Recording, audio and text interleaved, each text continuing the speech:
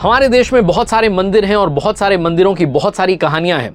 बहुत सारी कहानियों में से ऐसी कहानियां भी हैं जिनमें बहुत सारा रहस्य यानी कि मिस्ट्रीज हैं। तो मिस्ट्रीज ऑफ टेम्पल एक ऐसी सीरीज में इंट्रोड्यूस करने जा रहा हूं जहां ऐसे मंदिरों की बात करेंगे जिनके पीछे बहुत सारे रहस्य हैं। कर्नाटका में बेंगलुरु से 120 किलोमीटर उत्तर दिशा में एक पहाड़ी है कुर्मासेलम। कुर्मासेलम इसका मतलब है कछुए के आकार की पहाड़ी है जिसमें चट्टानों के बीच में चट्टानें काट करके ग्रेनाइट के पत्थर से बनाया गया एक मंदिर जिसका नाम है वीरभद्र मंदिर, लेपाक्षी मंदिर। कमाल की बात यह है कि इस मंदिर में 70 खंभे हैं।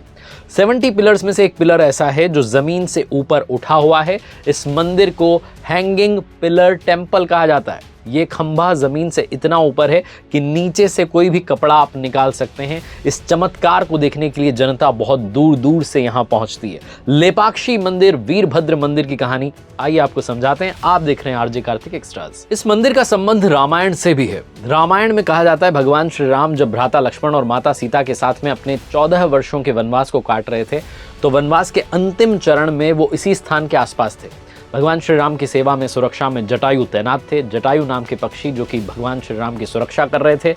तब हुआ ये कि रावण ने दुष्ट मारीच की मदद से छल किया और माता सीता को अपहरण करके वो लंका ले जा रहा था। तब हवा में युद्ध किया जटायु ने पहुंच करके रावण के साथ में, लेकिन रावण के पास में मायावी शक्तियां थी, उनके आगे जटायु टिक नहीं पाए और रावण ने छल करके तलवार से जटायु का जो एक पंख था वो काट दिया। वो कराहते हुए नीचे आकर के गिर पड़े। भगवान श्री राम माता सीता को खोजते हुए अपने भ्राता लक्ष्मण के साथ आगे बढ़ रहे थे तो इसी स्थान पर उन्हें जटायु मिले। जटायु घायल अवस्था में थे तो भगवान श्री राम ने कहा लेपाक्षी लेपाक्षी। ये एक तेलुगु शब्द है जिसका मतलब होता है उठो पक्षी उठो पक्षी। और जटायु को उन्होंने पानी पिलाया। जटायु को जब होश आया तो उन्होंने पूरी जो घटना थी वो बताई कि किस तरीके से अपहरण हुआ है। भगवान श्री राम की आंखों के सामने जटायु ने दम तोड़ दिया और भगवान श्री राम ने एक पुत्र की भांति जटायु का अंतिम संस्कार किया। इसी स्थान पर कहा जाता है कि उन्होंने फिर एक शिवलिंग की स्थापना की और मंदिर बना दिया जिसका नाम था लेपाक्षी मंदिर। भगवान शिव को समर्पित ये मंदिर है, माता पार्वती को समर्पित ये मंदिर है। इसका दूसरा नाम है वीरभद्र मंदिर। उसकी कथा आपको बताता हूँ। दक्ष प्रजापति के द्वारा भगवान शिव का जब अपमान हुआ और फिर माता सती ने आत्मदाह कर लिया। ये कथा तो आपने सुनी होगी लेकिन बहुत कम लोग जानते हैं कि माता सती के आत्मदाह के बाद में भगवान शिव का एक रुद्र रूप प्रकट हुआ जिसका नाम था वीरभद्र और उसी ने राजा दक्ष का गला काट दिया था। चारों तरफ त्राहिमाम मच गया था। कहा जाता है कि बहुत वर्षों के बाद में महर्षि अगस्त्य मुनि ने भगवान शिव के वीरभद्र अवतार को समर्पित एक विशाल शिवलिंग और मंदिर का निर्माण इस स्थान पर करवाया था। इस शिवलिंग के पीछे 7 मुंह वाला बहुत विशाल नाग भी विराजमान है, नागदेव भी विराजमान है और ये भारत के सबसे बड़े शिवलिंगों में से एक है जिसे एक ही चट्टान को काटकर बनाया गया है। इसलिए इस मंदिर को वीरभद्र मंदिर के नाम से भी जाना जाता है। मंदिर की कथाओं में कथा यह भी है कि 16th सेंचुरी में 16वीं शताब्दी में विजयनगर साम्राज्य के दौरान राजा जो थे अच्युत राय शासक थे उस वक्त, उनके शासनकाल में 2 भाई थे विरुपन्ना और वीरन्ना।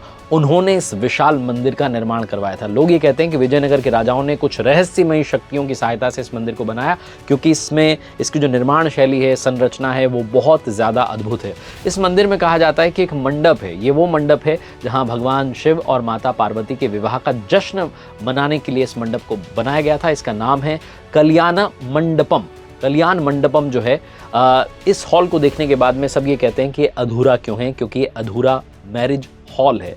और इसके पीछे की कहानी ये है कि जो निर्माता थे इस मंदिर के विरुपन्ना, उनका बेटा अंधा था। जब उन्होंने मंदिर का निर्माण शुरू करवाया तो कहा जाता है कि उनके बेटे का जो अंधापन था वो चमत्कारिक रूप से ठीक होने लगा और इस बात से बाकी दरबारियों को जलन हुई। उन्होंने जाकर के राजा से कहा कि ये विरुपन्ना जो है सिर्फ अपने बेटे के इलाज के लिए हमारे राज्य के पैसे का इस्तेमाल कर रहे हैं। इस बात पर राजा गुस्सा हो गया और उसने अपने आदमियों को आदेश दिया कि विरुपन्ना को अंधा कर दीजिए।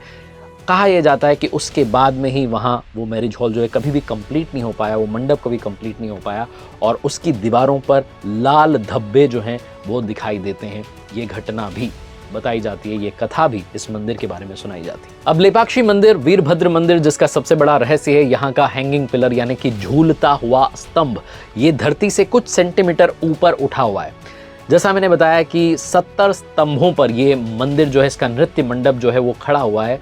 कहा जाता है कि ब्रिटिशर्स जब आए तो 1902 में हैमिल्टन नाम का एक अंग्रेज इंजीनियर था, वो मंदिर का सीक्रेट जानने के लिए आया कि ये मंदिर पिलर्स पर कैसे टिका हुआ है, और उसने इन स्तंभों को तोड़ने का या हिलाने का प्रयास किया गया उसके द्वारा। तब कहते हैं कि उन 70 में से कोई भी स्तंभ नहीं हिला, सिर्फ एक स्तंभ था जो धरती से थोड़ा सा ऊपर उठ गया, लेकिन टूटा नहीं। उसने बहुत कोशिश की लेकिन वो टूटा नहीं, वो हवा में ही रह गया।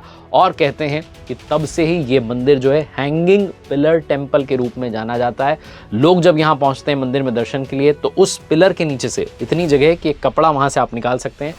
ज़मीन से तकरीबन आधा इंच ये ऊपर उठा हुआ है। ये मान्यता है कि इस खंबे के नीचे से अगर आप कुछ निकालते हैं तो घर में सुख समृद्धि आती है। इसीलिए यहाँ जितने श्रद्धालु आते हैं, दर्शन करने के लिए लोग आते हैं, वो खंबे के नीचे से कपड़ा निकालते हैं। अगर आपने मंदिर विजिट नहीं किया है तो आपको जाना चाहिए, दर्शन करने चाहिए।